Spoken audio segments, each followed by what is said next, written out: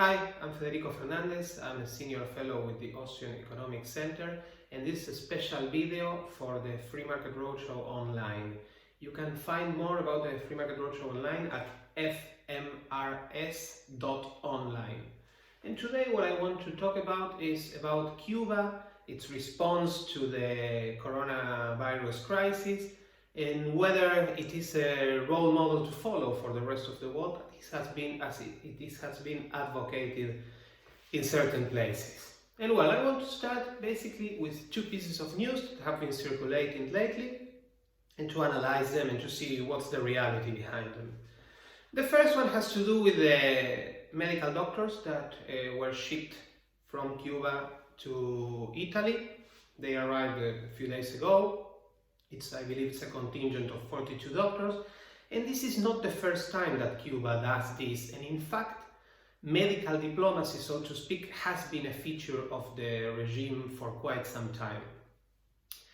The International Medical Program of Cuba started, I believe, in 1963 when they sent some doctors to Algeria. In that moment Algeria had some sort of issue with Morocco, and since then almost 400,000 medical doctors of Cuba have been around the globe helping in certain places, or at least that is what the regime claims. In fact, the Cuban media never misses an opportunity to portray these doctors as heroes that go to places that are in deep problems, in deep issues, and then they solve this, or they help to bring light at least to these problems.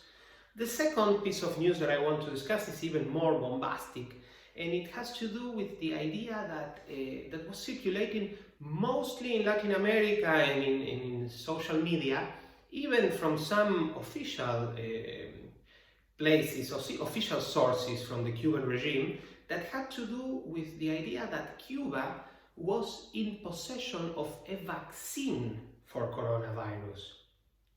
What they were referring to is a drug called interferon alpha 2B. I'll go a little bit deeper about this in a few seconds, but not only that, the issue was that Cuba was in possession of this miraculous vaccine and the rest of the world couldn't get it because of the US trade blockade inflicted upon the island. So, well, this in a nutshell are the two pieces of news I wanted to mention.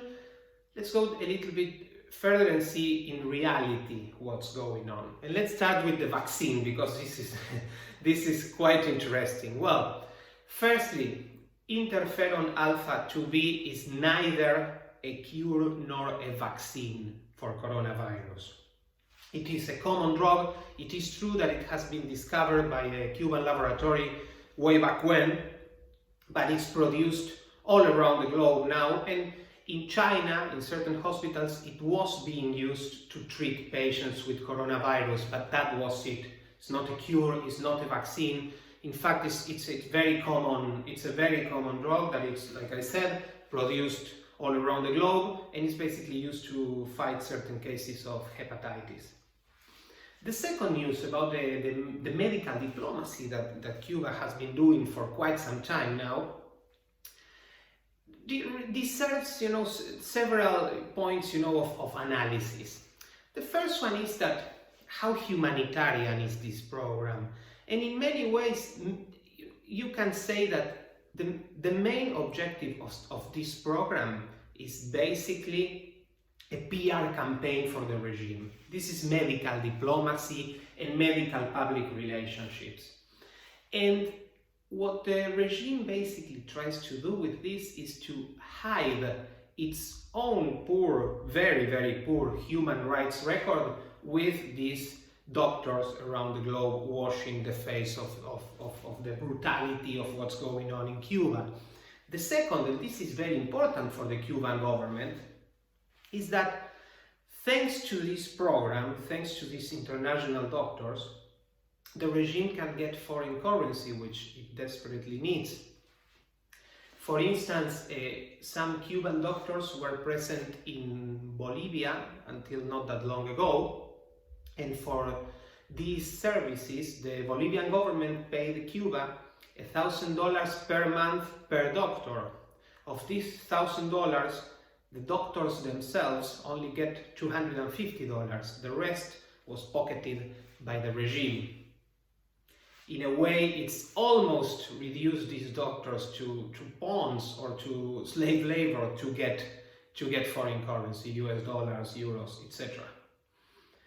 Another very important thing, and this has to do with the self-interest of the doctors, is that for the doctors themselves, even though, as I mentioned, they don't get as much money as they could, their salaries raise thanks to this program when they are abroad. And not only that, the quality of living of their own families also improves a lot on the island thanks to this.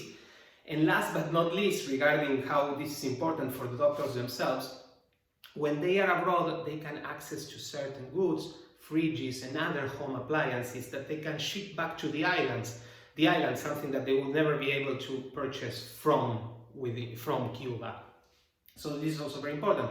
And the second self-interest, let's say, reason for the doctors to participate in this program has to do that it's a way for them to escape Cuba. And that's, I mean, that's of course, you know, and become part of societies that respect human rights more than Cuba. So that's very important for them, and I'm very happy for everyone who has escaped, that this is also very, very important. And another point that I want to mention, that I think it's the most important, this will take me to another thing that I want to tell you, is that this program is definitely selective humanitarianism. Why? Because yeah, it is true, you have all these doctors, all these Cuban doctors traveling the globe, helping in principle other peoples.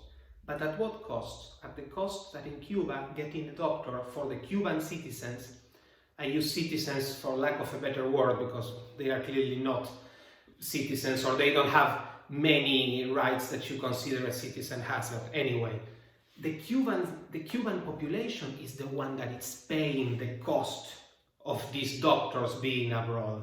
There's a shortage of doctors, there's a shortage of medical supplies on the island, and the Cuban population is suffering this PR campaign and this use of the doctors to get foreign currencies. And this takes me, like I told you, to my next point, which is something that this happened literally just a few days ago. There's currently, I believe, at the moment I'm taping this video, she's still there. There's a Chilean actress stranded in Cuba. Her name is Carolina Cox, and she's very left-leaning, very progressive. She criticizes a lot the neoliberal, so-called neoliberal reforms and Chile's, her own country's, Chile's capitalism, and she praised Cuba a lot, but now she's there. And well, she could make a short video with her cell phone that was uploaded to her Twitter account very recently, and she says several things. The first one is that herself and other people, other foreigners, are stuck in a hotel. This hotel was basically an abandoned building that now serves as hotel for foreigners stranded on the island. The main population of the hotel are rats and other bugs. And not only that, she doesn't even have soap to wash her hands. We have been bombarded since the beginning of the corona crisis of how important washing your hands and having soap to fight it is. Well, she doesn't even have that. Probably her situation is even worse because since last December there's a shortage of sanitary female towels. Anyway, she also mentions that she's suffering a real blockade that the government imposes upon everyone who's in Cuba, which is the blockade of internet. She seldom has access to internet, she cannot be in contact with her family, she cannot be in contact with people who could help her maybe to leave the island. So she was basically begging on this video to the Chilean government to be rescued from Cuba and be taken to the capitalist hell that she came from, which is Chile. What are the lessons that we can extract of this Cuban corona crisis fiasco? I would mention just three. The first one, like my very good friend Mamela Fialo Flor wrote on her article about the Chilean actress on Panam Post, and I will leave the link of this as well. This what is happening to Carolina, and I'm very sorry for her, but it's a trip to the future. This is what happens when you apply the ideas of Bernie Sanders, Jeremy Corbyn, Fidel Castro, etc. in your countries. This is how you end up. She should really take into consideration that if Chile makes a total leftist turn, this is how they will end up, with rats and no soap. The second lesson that we can learn, and we all should learn, I mean, it's very sad that we haven't learned it already, is the lesson about centralization. Governments like the one of Cuba, and we saw it, the kind of decisions they make with doctors, it's fantastic. They send all these doctors abroad and there's a shortage of doctors in their own country for their own citizens. They never make the right decisions, they never have the right incentives, and they never have the right kind of information. It is impossible that an absolute centralizer of decision-making, centralized decision-making, it is impossible that information flows bottom to top in a perfect way, and then they can make the right decision. That will never happen. As Per Bellund mentioned very recently, both on his Twitter account and on the website of the Mises Institute, what really happens when you flirt with authoritarianism is that you're basically playing kamikaze. You are flirting with suicide. Why? Because authoritarianism and centralization are always offered as the great solution to big issues, but they never delivered. The only thing that centralization delivers is, if you want to become an autocrat, yes, more centralization will help you. But regarding the issues that they were proposed to solve, that never happens, and usually they tend to complicate the matter. It's worse than the original disease. And last but not least, I would like to just say a minute, just talk to you for a minute about the so-called blockade, as Cuba calls it, or the US trade embargo. Castro made his revolution in 1959. The communists have been in power since then. The US started with trade sanctions against Cuba in 1960. It's been basically, the communist regime and the sanctions are more or less the same age. And we have already a communist totalitarian government in Cuba. There are two things that we should mention about the embargo. The first is, it's totally immoral and inhumane to try to starve and brutalize a population in order to effect regime change. But even if you don't care of these moral considerations, which I think are very important, but even if you don't care about them, the embargo has not been effective, not at all. For the only thing that it has been effective is to give a magnificent PR tool to the Cuban regime. And that is why, for instance, they even dare to say that they had the vaccine for coronavirus, but the world couldn't enjoy it because of this ruthless American trade blockade. We should rethink this policy. This policy is both immoral and ineffective, and it should be abolished.